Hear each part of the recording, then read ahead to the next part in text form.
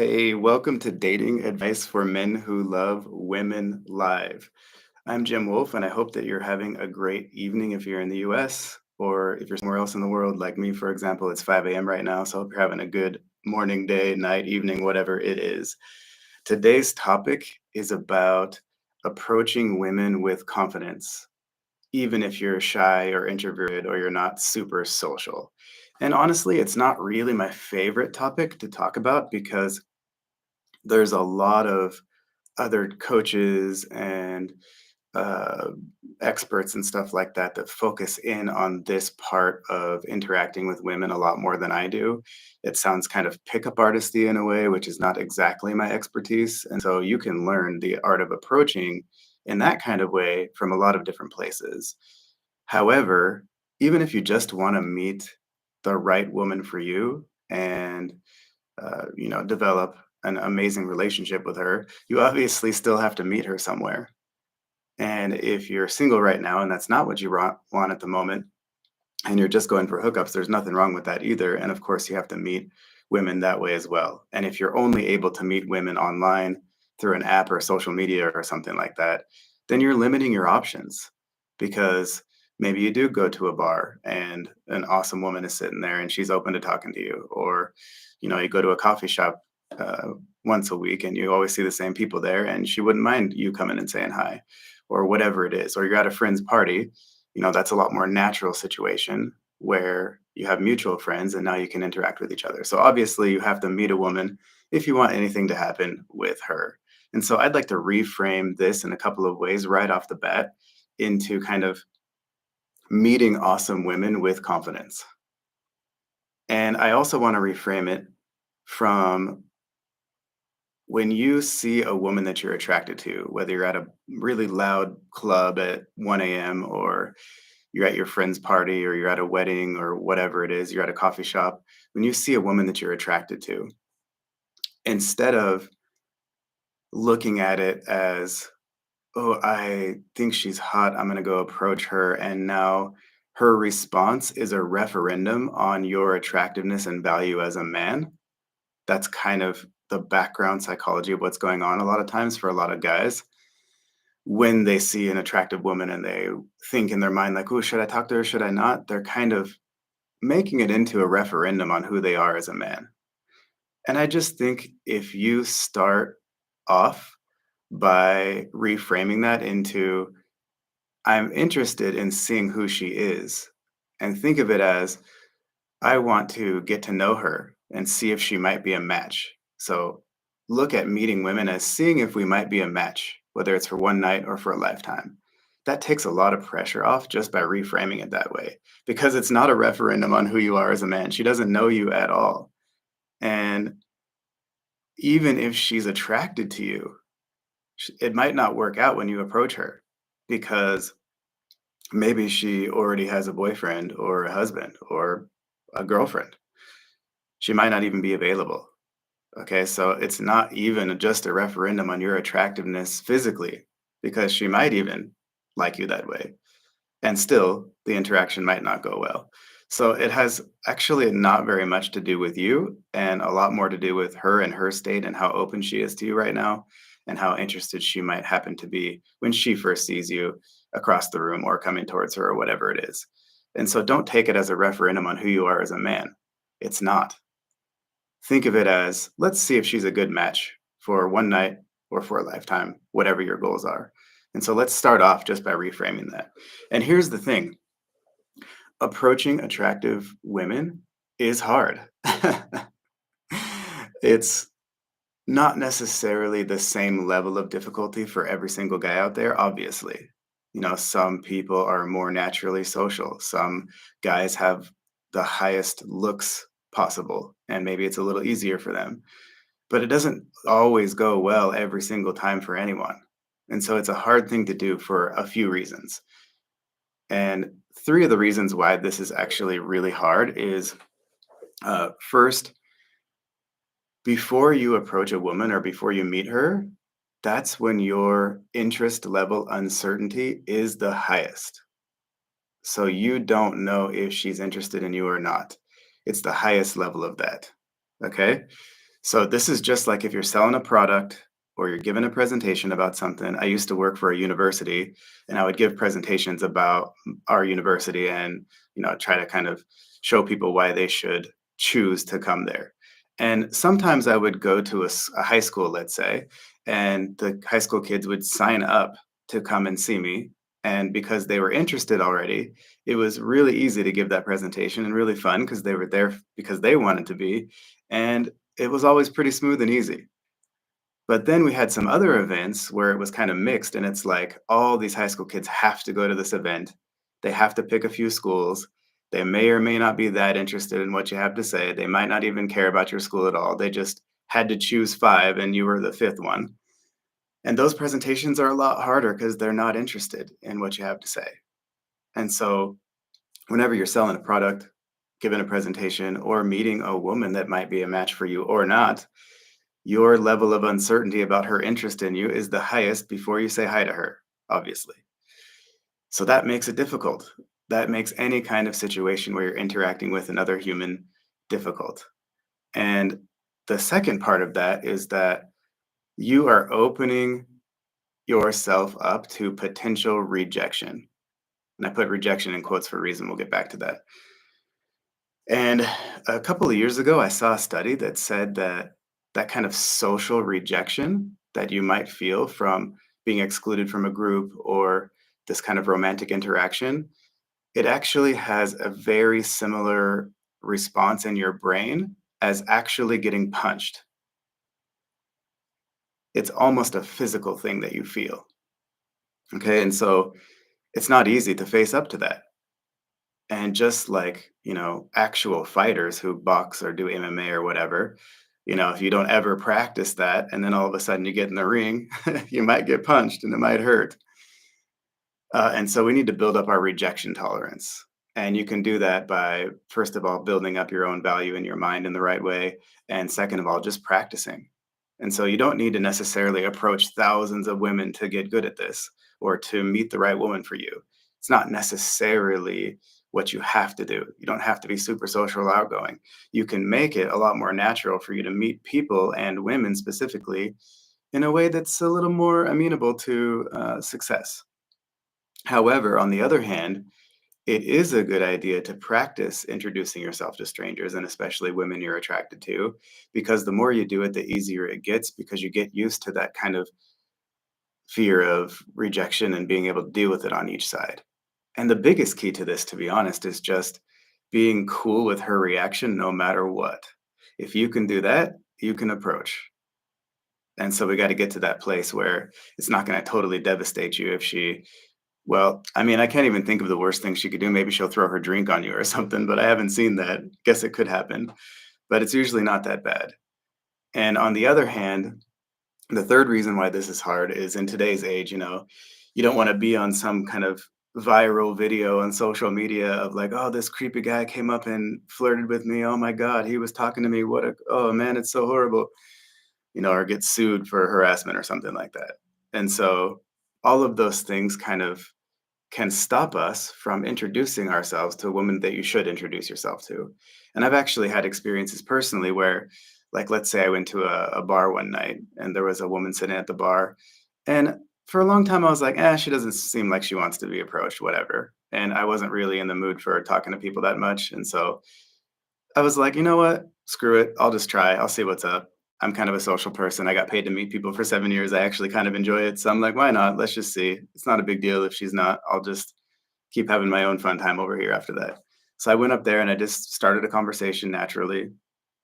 And it's really interesting. I'm bringing this up because she actually thanked me for coming and talking to her. And that's really interesting because I thought she was kind of closed off, didn't really want to talk to anyone, wasn't sure. But she actually said, like she was a pretty attractive woman. And she's like, I sit here and no one ever comes and talks to me. And she wanted that. And the interesting thing is, in one way, going to a club or a bar, it can be harder to meet women because their guards are up, they kind of expect it, whatever. On the other hand, you can drink at home, right? So a lot of people are out trying to meet people. So it kind of goes both ways on that. So you might not really be able to know what's going on in her mind just by looking at her. Even if she has kind of closed off body language in general, that doesn't necessarily mean that your approach is not going to be successful. And so, one of the coolest things that I ever did is when I was going doing my master's degree and my thesis for that, I did a study on the Art of Charm boot camp. And I don't know if they're still doing it or not. I think they're kind of more of just general social dynamics company now, but they were doing a lot of dating stuff back then. And so I actually got to kind of go through their boot camp and observe everything they do and go through some of the exercises and stuff like that. And one really cool thing that they did was called the first impression exercise or signatures. I don't know which one they call it, but it's really amazing. And they've talked about it publicly. So I'm going to share it with you. And basically, what you do is you get a pen and a paper and you go out on the street in front of their headquarters. One time they were in New York and then they were in LA. And you walk around on the street and you just go up to a stranger. And you have to do this with 5 people at least. And you just ask them what their first impression of you is. And it's an amazing exercise to go through because you'll probably be surprised. People had all kinds of interesting things to say, and mostly it wasn't negative. And in your head, like we tend to think, we have a spotlight bias as humans, basically, which means we think people are thinking about us a lot more than they actually are. Almost everyone out there is only thinking about how cool they look right now, how good they feel, what they're doing, their goals. They're not really super hard paying attention to you and what you're doing and how you look and all that stuff. Like you have a mustard stain on your shirt, you're like, oh my God, everyone's looking at me in the whole world right now. They all know I have a mustard stain. Well, a few people might notice it a little bit, but it's not as intense as you think. So we kind of remove that spotlight bias and you actually see that reality of what strangers think about you. And it's probably a lot different than you think, and usually in a positive direction. So it's really powerful to go through that. And you can have a similar experience just by starting a conversation with people sometimes. And again, you don't have to be a social butterfly if you're not one. You should own it if you're a little more introverted. It's fine. You can meet women in a more natural way. And there's shy and introverted women too. And someone still has to take that first step of starting a conversation. And it should be us most of the time. Okay, so we know why this can be difficult, and you probably have your own reasons for that. So, how can we approach women with more confidence and with less fear and make it comfortable for her too? Well, I'm going to give you some practical tips now and also kind of try to psychologically reframe this a little bit to make this process easier and smoother for you and for the women out there in the world who are awesome, who you want to meet, and who want to meet you. There's women out there who would love to meet you right now, and that's who we're going to meet. So, the first thing that I would say is there are 3 kinds of situations when you might meet a woman. And I call them like red, yellow, and green light situations, right? So if a woman has big, huge Bose headphones on, she's sprinting down the street towards you in her workout gear. That's a red light situation. It's pretty hard to like stop her in her tracks, make her take her headphones off, start talking to her, make a few jokes, playfully tease her a little bit, ask her one open-ended question for a second, and then say, "Hey, I know you got to run. What's your number?" And then text her later and ask her out, or try to get her on an instant date, depending on what your goals are. That's a red light situation. It's very difficult. It can obviously work sometimes, but the odds are pretty low. You don't have to ever meet a woman in that situation. And by the way, back to this kind of referendum on who you are as a man, it doesn't make a difference if you're good at this or not. And if you want a relationship with a woman, you only need to be with one woman. So it's not like you have to be like the best guy ever at meeting women. And actually, it can kind of become a crutch because if you get super good at this, then you just meet a lot of women and maybe you get a lot of numbers, but you don't take the next step and you just stay in that comfort zone. So there's all kinds of aspects of this.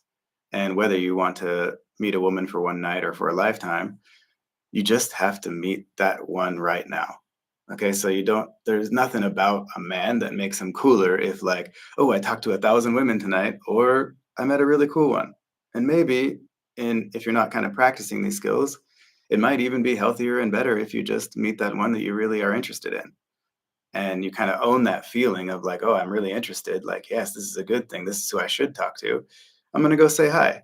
Maybe she feels the same way. Let's find out if we're a match. And the yellow situations is kind of like at a bar or a club, most people are kind of being social. I would even say social media, like let's say you meet a woman on Instagram. By the way, it's a lot better if she DMs you first on social media. That's a good indicator of interest that you can follow a little bit. So you can meet women on social media, it's kind of medium. Um, a coffee shop, that's medium, things like that. And then there's green light situations. And this is where like you're hosting an event. You tell your friends who are coming to bring their friends. They bring women with them. They're introducing these women to you. That's really easy compared to the woman running down the street with headphones on. And my first point about this that makes it easier and you get more confidence is to set that up for yourself. Set up those situations where you're meeting women in a way that's easier for you. That's the first thing you should do. It's a lot easier and more natural if like you have a university class with a woman and you're going to be there for a whole semester, you can start a conversation with her in the second or third week naturally, just like you're doing with all your other classmates. Or if you're not that social, meet a couple people. Just go a little bit further outside of your comfort zone and meet some people, and then you can apply that skill to meeting the woman that you're interested in. So set up situations where you can meet women in a more comfortable way. Go to events that you really enjoy, like some activities that you really love, where there's going to be at least some women there, and ideally more women than men. And then it's not weird when you're just like, hey, what's up? I'm Jim. And we talk about the name test of like asking her name and waiting for her to ask yours back. So I'm just giving you an example. You don't have to say my name is this. You can just say, hey, what's going on? What's your name? How you doing today? Whatever. You don't even have to use humor. If you want to use humor, you can, and you can go through the attractive humor program and you can use any of the stuff in there, but you just have to get that conversation started. And again, you don't have to force yourself to go to loud clubs every night and meet 100 women per night. You can, and it might be good practice. And, that rejection tolerance of a fighter practicing in the gym, that's great. But you don't necessarily have to. And I think the first step is just putting yourself in situations where it's easier to meet women who might be interested in you. So that's the first thing. Other green light situations are like weddings. You kind of are in a situation where it's comfortable to talk to strangers at the wedding. You kind of have something in common already. And same thing with like a friend's party where there's other people you don't know there. Those are all kind of green light situations that make it easier. And then, so the one side of that is to put yourself in situations that make it easy for you as often as you can. And on the other side, take chances sometimes. Feel that fear and do it anyway. That adds to your own sense of confidence and self-worth and self-respect over time. If your body is saying like, "Oh, I want something," and you honor that and you go start a conversation or at least try, you're going to feel better about yourself even if she's not interested. Again, your reaction is smooth and cool. You just end that interaction as politely and smoothly as you can. Even if that hurts, because like, oh man, I was really attracted to her. She was awesome. She seemed awesome. I really wanted to get to know her and she wasn't interested. Ah, God, that does suck, obviously. But even if that hurts in the moment a little bit, afterwards, the next day you're gonna sleep better that night. The next day you're gonna feel a little bit better about yourself because you took the action. So switch your evaluation of yourself as a man from the outcome that happens with her to whether or not you took the action. That's where that real confidence lies because you can't control it. Again, even if she is attracted, she might already have a boyfriend or a husband too. So that outcome is not necessarily dependent on you. And so what's dependent on you is the action that you took. And your body was telling you, hey, I want to do this. And it's up to you whether you shut that down or you go with it and you honor that. So put yourself in good positions as much as possible. And at the same time, once in a while, take that chance. And that's kind of the ideal, especially if you're kind of more introverted and shy. Again, you don't have to go to the club every night, but one time at a coffee shop, just take a chance once.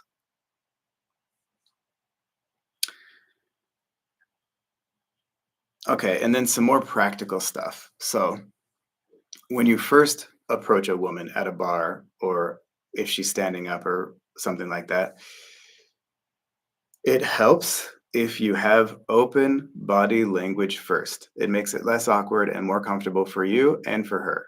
And what that means is closed body language in this specific scenario means that you're walking straight at her and you're pointing like your head, your shoulders, your torso, your hips, and your feet all directly at her.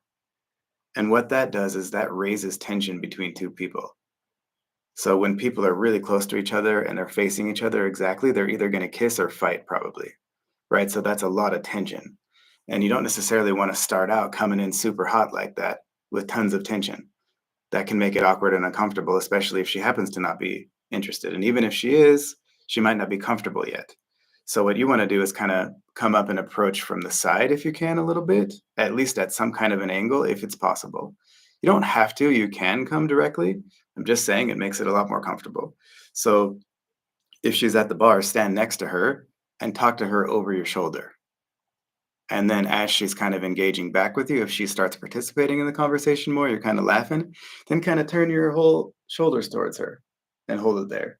And then if she keeps going and you're having a conversation, now you can turn your hips and feet eventually towards her as well. And now you're facing each other. And that's a really comfortable thing to do. And by the way, one thing that naturals do, because just a couple of percent of guys do this stuff naturally already, naturals do this without thinking about it.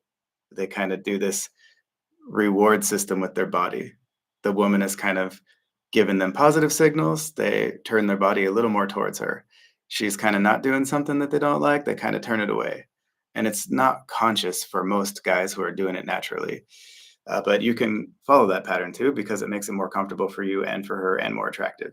So think about when you're approaching a woman, not necessarily like getting right up in her face and being straight on with her.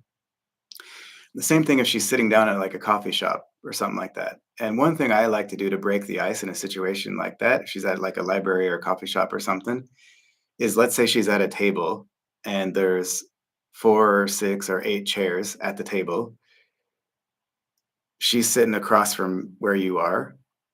So go across the table from her, and instead of directly across from her, pick a chair like 2 or 3 down.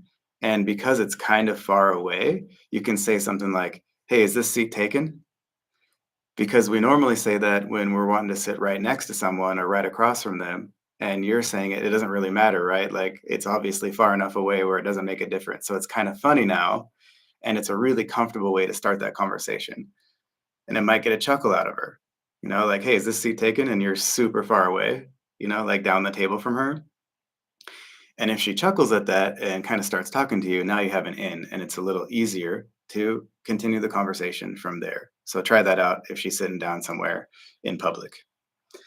And then again, the main key to this is to be cool with it if she's not interested. That's the biggest key. And the only way you can do that is if your self confidence as a man is based on who you are and your actions and not on the reactions that you get from the world. And again, she just might not be interested in you, but the next woman at the next table over might be. And they're both attractive. So why are you going to stop yourself from meeting that one who is interested in you and available? We shouldn't. And so we have to evaluate ourselves from the inside. And of course, we take the feedback, right? Like we don't want to be socially unaware completely, where maybe there's something in your approach where she might have been open and you did something a little weird and she didn't feel comfortable. Okay, we can learn from that and try to do it better with the next one. But that doesn't mean you're not attractive as a man in general. And we should never apply it to your general sense of self. So whatever happens with that woman over there doesn't really mean anything about you at the most deep level. And we have to really believe that. And if you do, you're going to move through the world with a lot more confidence when it comes to interacting with women. And then the next thing, this is the other biggest key to meeting women with confidence, and that is thinking of it as offering her potential value instead of trying to get something. So whenever you're giving freely, you are confident and secure. Whenever you are trying to get something, you're desperate, needy, all those other things that are unattractive. And that can also make you feel extra emotions that you don't need. So you already feel that attraction and it gives you that feeling in your stomach. And we should honor that and go for it. But we don't need to add additional pressure that's kind of a negative side, which is like, ooh, I gotta get her, or I'm not attractive, or like if she says no, I'm gonna be devastated. Like we don't want to add this extra pressure. So we want to take that extra pressure off. And we're not trying to get her. You're seeing if she's a match and you're offering her potential value. Maybe I have something that you like. And just existing as a man, you have potential value for a woman, just like they have potential value for us. Maybe you're not attracted to that one specific woman or she's not to you, but there's potential value there just because you're a man already, no matter what. And then, if you hang out with us and you learn these social skills, that's more value. And if you know, wear clothes that fit you well and um, you try to make people comfortable around you and you work on all that kind of stuff and you're fit, that's more value. And then your character as a man is even more value. So if she's initially interested in you, do you have high internal value? Do you have a genuine, real, solid belief in yourself as a person? Do you value yourself highly and not in a kind of cocky way, in a genuine way, where it's like, we have a lot of value as humans just because we exist. Do you feel that about yourself? Do you have internal strength of like, you know what, I feel kind of crappy right now, but I'm going to do it anyway. Like right now over here, it's 5:27 a.m. But you know what? I love what I'm doing right now. I'm doing it. Does it feel perfect all the time? No, but I love it. So do you feel things and do it anyway? And sometimes when you're with your ideal woman, you're going to need to establish a boundary or stand up to her or say no to her at some point, sometime, right? Are you able to do that and risk her not being happy with you in that moment? Those are your characteristics that have value to a woman. So the more you work on that, the more you can believe in it. But it has to start at the foundational level of you have a lot of value just because you exist. And that's the truth. It's not like some woo woo thing, it's just the way it is. And you have potential value to offer someone. And the right woman for you will find you valuable. And so think of meeting that woman. It's such a low level of vibration, for lack of a better phrase, to think of it as like, oh, that girl in the dress over there, like I'm gonna try to get her. It's fine, but it's pretty base, if you know what I'm saying. And so just switch that to like, let's see if she's a match and you're offering her potential value. So I don't know if you guys remember this or if they still do it, but back when I was in college, there were a lot of Red Bull representatives who drove around to different events and just handed out free Red Bulls, regular and sugar free. And they gave you some little literature about Red Bull with it. And it was basically like young, attractive people for the most part going around handing out free Red Bulls. And it's such a brilliant marketing strategy because they went to events that were kind of active where people are doing the things that they might do when they want an energy drink. And Red Bull became kind of associated with those kind of events, especially some of the extreme sports and stuff like that that didn't really have like the Gatorade contracts and stuff before. So I thought it was really smart. And it's so funny because they're just giving away stuff for free, but some people would still react negatively to that. I mean, you can just say no if you don't want it. So sometimes they would go to a business or a state government thing or something like that, and they weren't allowed, and the people would tell them that, and they're like, "Okay, no problem, we'll leave." But sometimes people were just really weird in their reaction to this person trying to get them something for free. Sorry about that. Okay.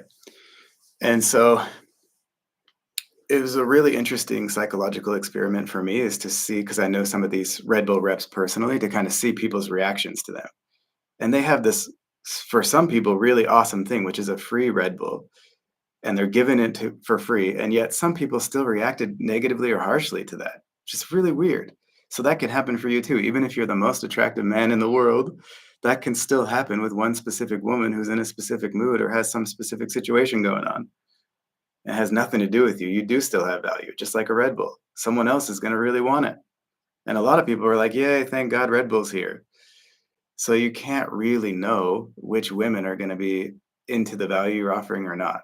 But if you approach it this way, like if you're walking around a mall and you have $100 bill and you just want to give it out, and for that reason, you're saying hi to people, you're going to be a lot more confident than if you want something from them. So think of it as you are offering a woman potential value and you're just seeing if you're a match. And we got to see her side too. What is she bringing to the table? Start looking for her value. And this is a really interesting point right here. Okay. This is probably the key to this whole presentation. If you focus on getting to know women and we're actually a little less shallow, this is a lot easier because now you're asking her what value she's bringing and you want to see that. You're not already sold yet. And it's actually better for you and for her, which is kind of ironic because you're not saying like, "Oh my god, she's so hot, that's it, I wanna meet her." Of course you wanna meet her, but that's just the first step. So let's see who she is. If you're actually genuinely curious about who she is as a person, and that's why you want to hook up or that's why you wanna be in a relationship, that's a lot stronger, it's a lot healthier, and it makes you more confident when you're approaching her from that frame versus like you're already completely sold and this is the only one that I want and bam, I gotta try to get her.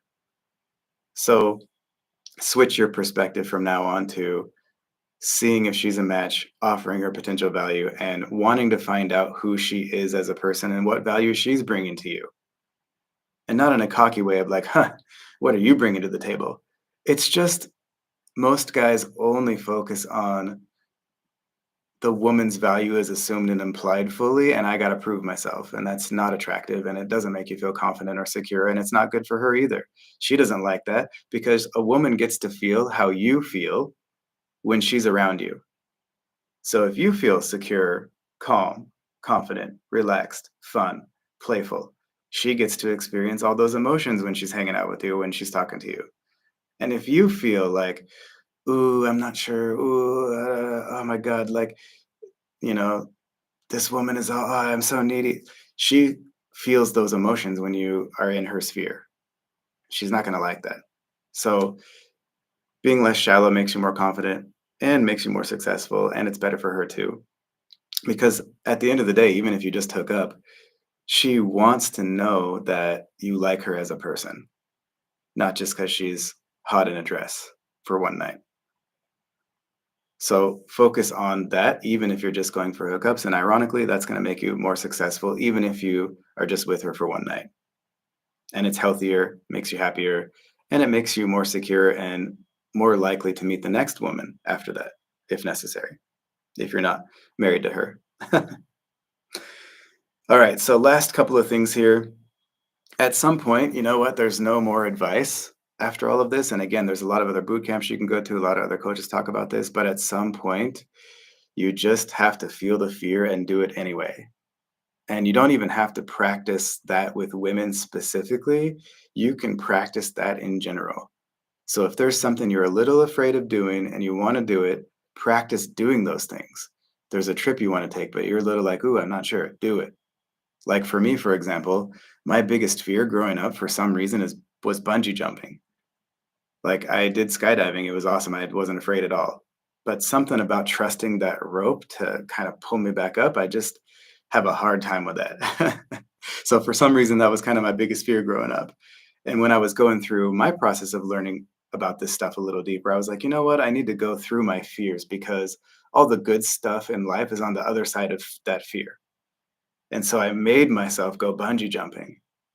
And it was one of the hardest things I ever did. And the craziest thing is because I'm kind of short and small, I had to go second to last because they have to adjust the ropes. And so there's one girl there that was smaller than me, but that was it. So I had to wait for seven other people to go first. And I was standing up there on the ledge where we're jumping off of the whole time. And it was see-through, so you could see down to the canyon that we're in with all these huge rocks that are gonna crush my head when I fall on it. And it was real scary the whole time. And then they hooked me up and everything finally. And I was like, oh my God, I can't believe I'm doing this. And if you've been bungee jumping before, you know this, but you got to make yourself jump off. You can't just fall. Like in skydiving, you just kind of roll out of the plane, right? In bungee jumping, you got to make yourself jump out. It's pretty difficult when that's your biggest fear.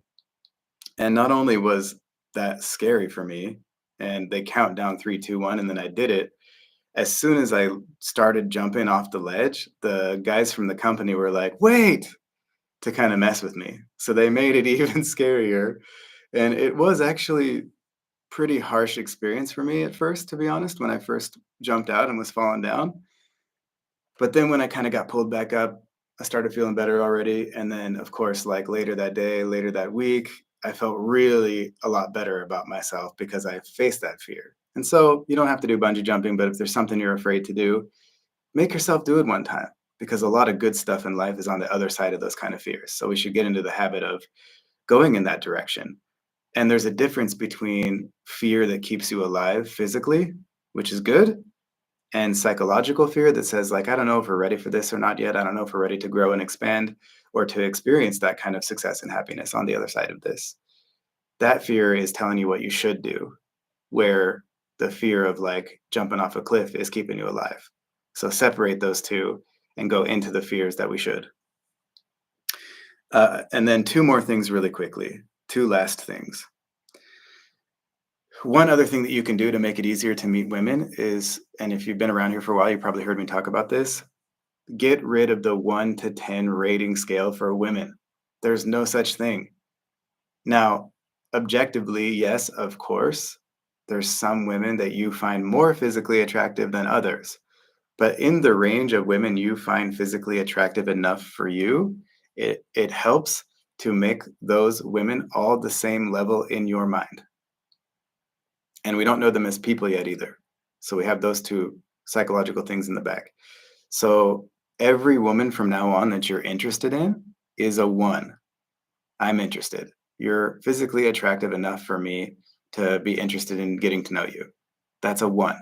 No matter if she's a supermodel or just attractive enough for you. It doesn't make any difference. We should act the same way with every single woman you're interested in. It's all ones. That's it. And that's actually, it's really weird, but actually it's good for her too, because, you know, it's a lot of pressure to live up to a really high pedestal that you put a woman on. She doesn't like that. She's a human, just like you. So she's like, oh, this guy's not for real. So take women off pedestals and don't put them down either. They're just all humans, and the ones you're interested in are ones, and the ones you're not interested in are zeros. That doesn't mean they're a zero in general, doesn't mean they don't have any value. They have potential value for someone, just not for you. So for you in a dating context, zeros you're not interested in, ones you're interested in. Do not adjust your thinking or behavior based on the level of physical attractiveness you perceive. If you're interested, you do exactly the same thing every single time. And that consistency is masculine and attractive. And we should strive for that. It's difficult to do. We don't have to be perfect at it, but move towards that. And you're going to do a lot better. You're going to be happier, more successful, and more confident. And then lastly, like one of these reframes that I really like that I learned a long time ago is there's no such thing as rejection, only learning exists. So when you approach a woman, if she's not interested, you still got some experience from that. You still took the action you wanted to take. You can still respect yourself more afterwards. Nothing really bad happened if you don't frame it that way. So there's no such thing as rejection. Even though there kind of is, obviously, it's not really. And again, she also doesn't know you at all. She doesn't know your parents. She doesn't know your friends. She doesn't know how you are as a man after 10 years. She doesn't know how good of a person you are. This initial attraction phase seems really personal, but it's not. It's not personal at all. It's extremely surface level. So there's no such thing as rejection, only learning exists. That's a very healthy, successful mindset. So we want to adopt that. And that's going to make you feel more secure if you really believe in that. And I fully believe in that. And again, what we want to do is build up our rejection tolerance a little bit. So let's say you try to start a conversation with a woman. It doesn't go that well. She's not that interested. Maybe she has a boyfriend, whatever. She kind of brushes you off. Well, you can be hurt by that for a week or 2 hours, or you can say, oh man, I'm so proud of myself for going for it. Feel those kind of like, whew, wow, that was cool. I'm proud of myself. And then all of a sudden, like you turn around and another woman runs into you accidentally. And now you're talking to her and she is interested. and you didn't crush yourself because of that other one. And now you're able to talk to the one who is interested. So don't deny yourself opportunities because one person just wasn't interested. And that is my entire thing right now today about meeting women with more confidence and in a healthier way. And the bonus topic that I want to bring up is unconditional love, which is related to you valuing yourself highly as a man, which is another part of meeting women in a more confident way. Because if your value is not dependent on the outcomes that you get with women, if your value as a man is not dependent on that, that makes you more secure and more confident over time and makes you more successful with women. And so, unconditional love cannot really come from a woman in a romantic context. Unconditional love is kind of like for kids from moms and from dogs. This is why people get dogs. Dogs give you unconditional love, but a woman, no, she doesn't. It's conditional on all those characteristics that we talk about in the attract and keeper system, for example, and around here all the time. Like what makes her fall in love, and then what makes her stay in love, the maintenance program that keeps a woman's interest level high over time. It's conditional based on those things, and initially on if she's attracted to the way you look or not. And you don't even have to be necessarily a top level good looking guy. She just has to find you attractive for some reason. It might even be your style of dressing that's similar to, people who are familiar to her or whatever. There has to be some reason for her to be attracted to you initially, right? That's not conditional. That's not unconditional. And then once that hurdle's passed, her falling deeply in love with you is based on your behavior over time. And her staying in love with you is then based on how you behave when she's in love with you. It's not unconditional. So if you want unconditional love, get a dog. And if you want a woman's love, you want to be in a long term relationship with your ideal woman, and you want her to be deeply in love with you and to stay that way, then just make sure you do everything inside the attract and keep her system with her so that both of you get to experience that together. So this topic goes super deep because at one level it's super shallow, the idea of going to approach women at a club or whatever. And at the other end, it's super deep at the deepest possible level inside yourself of how you feel about yourself as a man and as a person and as a human being and your own internal value and the unconditional love that you can only give yourself. And you come into this world alone, we go out of this world alone, and hopefully you can be with your ideal woman for a while and share some of that journey with her. But if you're looking for her to give you unconditional love, you're going to be disappointed and hurt at some point, even if she does fall deeply in love with you.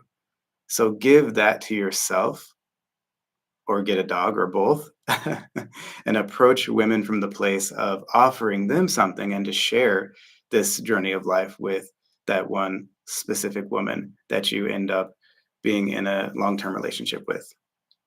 So that's it for today. And now I'll open it up to a few questions before I get out of here.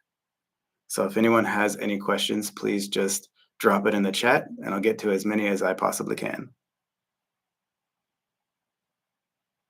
Ah, thanks for saying it's a good book. Appreciate that. Ah, okay. So how do we get out of the mindset of thinking 10 steps ahead? Great question. All right, so here's how I look at it.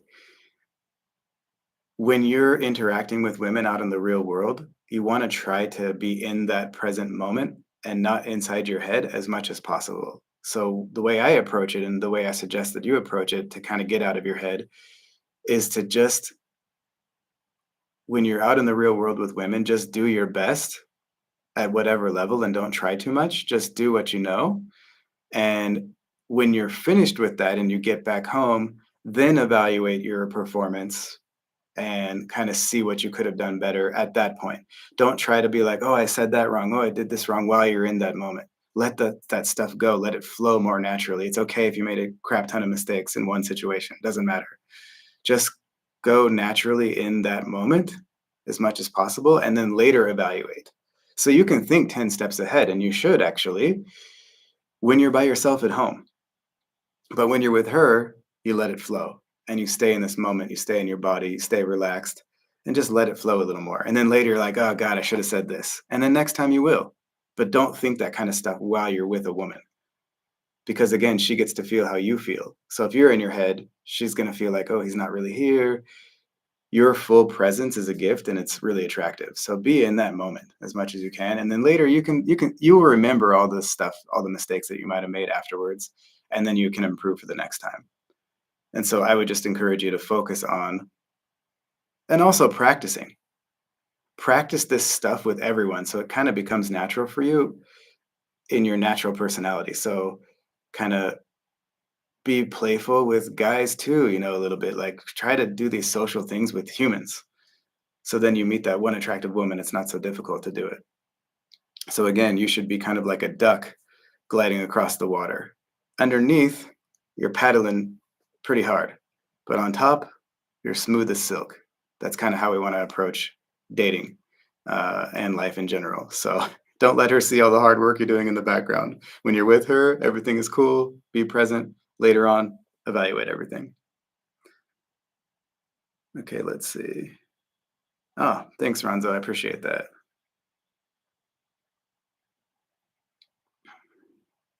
Okay, great question. Should we act in an attractive way with every woman we meet, or turn on the attractive mood when we meet the special one? Amazing question. As much as possible, you don't want to have to turn on something special when you meet an attractive woman. You want yourself to be an attractive man as much as possible all of the time in general so that it's natural for you and that it's easy for you and that you feel secure in that. And so as much as possible, you should approach every human the same way. And, like you should flirt a little bit with the store clerk. And even if you're not attracted, it doesn't matter. Like work on these flirting skills a little bit. You don't want to lead women on or have them take it the wrong way. So this is where it comes in. The main difference is in the action steps of leading the process forward. So just because you're playfully flirting with someone or being a playful challenge with someone doesn't necessarily mean you're interested. But when you ask her for her number, that's showing that romantic interest. So don't do those things. Don't ask her out on a date, obviously, if you're not interested. Don't go for a kiss. That's how you show that romantic interest, right? And so you don't do those things with everyone. You only do that stuff with the special woman. But the other stuff where you're just kind of being social and being a cool, attractive guy, of course, you want to do that with everyone and every woman. And that doesn't mean that you should flirt with every single woman in the world in a way of like you're open to every single woman in the world. It's more like you have kind of an attractive, flirty personality all the time, a little bit. And with this one specific woman, you're making it special because you're asking her out on dates and you're going through that process with her. And that makes it different. Make sense? Cool. Mm. It feels like I don't have my finances where I'd like to have them. Should this prevent me from dating until I get mo cheddar?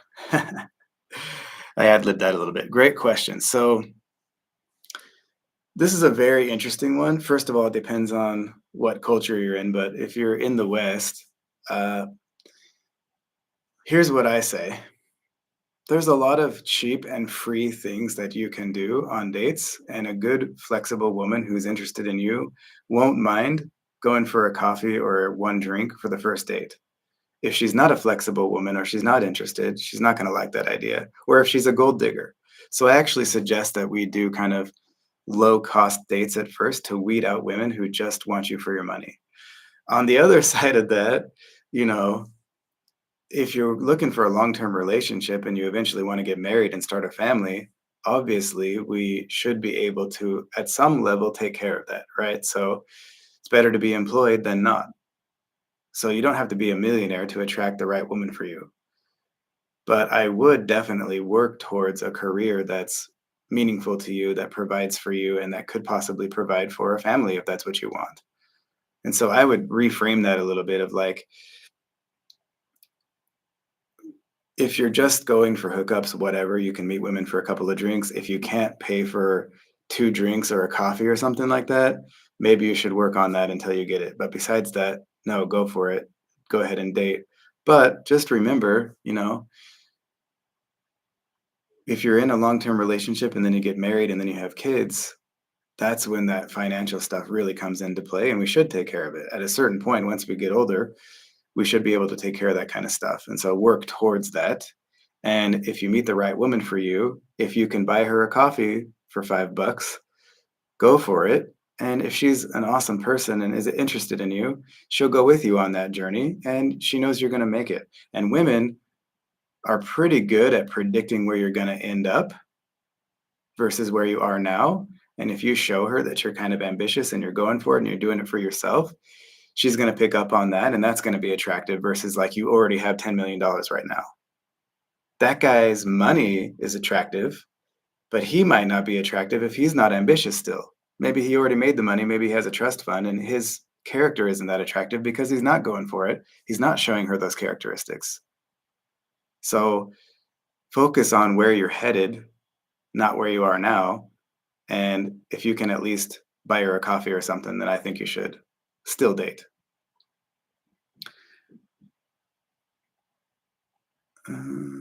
What if we feel dating may deter us from our purpose? Oh boy. Okay.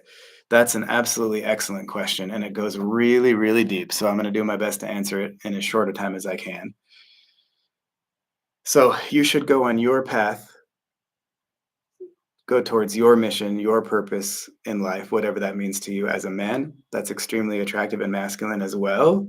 You should do it for yourself, of course, but it is attractive to women as well. And the craziest thing is, this is interesting, and you guys have probably picked up on this at some level too, or you will. The more focused you are on your mission and your purpose and your life and doing your things and living the way you want to, the more women kind of try to attract you. It's very interesting. They don't necessarily want to get you off your path. They want to see if they're special enough of a woman for you to pay attention to them for a little bit while you're on your path. And so that's a lot of value you can bring to a woman as well. So it's really interesting because, yeah, she might try to distract you from your path, and you shouldn't let her, even if you're with her for a long time. And because she's trying, that means that she is really genuinely interested in you. So it's kind of ironic because the more you are focused on that and you don't want to be distracted from it, the more women are going to try to distract you. And that's one way that they show interest. And so definitely stay focused on your mission forever as a man. Your number one commitment is to your purpose and mission. Number two is your ideal woman once she earns that commitment from you. It always has to be that way. And that's another thing I talked about in the last stream, that idea of spinning plates and having more options, and that keeps women on their toes in a long-term relationship. This is another thing that keeps a woman on her toes that doesn't require spinning plates, is you being committed to your mission, number one, at all times. And then number two, to her if she earned it. And of course, there's exceptions to this. So like if you're married to a woman for 10 years and you have a really important mission for yourself and you're dedicated to it, and she knows that that's one of the reasons why she loves you so much, and then she's in the hospital, well, you got to spend time with her in the hospital. You got to hang out there, sleep there, show her that you care about her in that situation. And your mission isn't as important in that specific case. Then when she's better, boom, back to mission number one. And so there are some times where you should switch that a bit, when you have a family. And then another thing that's interesting about this scenario is, like, let's say you're working on something and you're focused on it. And she comes in because she wants to show you, this is after you're in a relationship. She wants to show you her new earrings or her new shoes or new pants she just bought or whatever. It's going to give you a lot of value over time and a lot of good feelings with each other if, instead of getting frustrated that she's distracting you for a second, just kind of pause what you're doing, give her your full attention for a second, and just say, "Oh, wow, those are so cute," or "Oh, those are awesome pants. I love them," or whatever it is.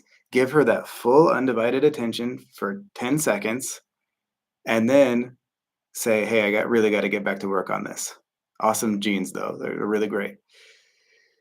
If you do that 10 seconds of giving her your full attention, where you do put her in that number one slot for a second, that is amazing for both of you, instead of just kind of cutting her down when she wants to do that.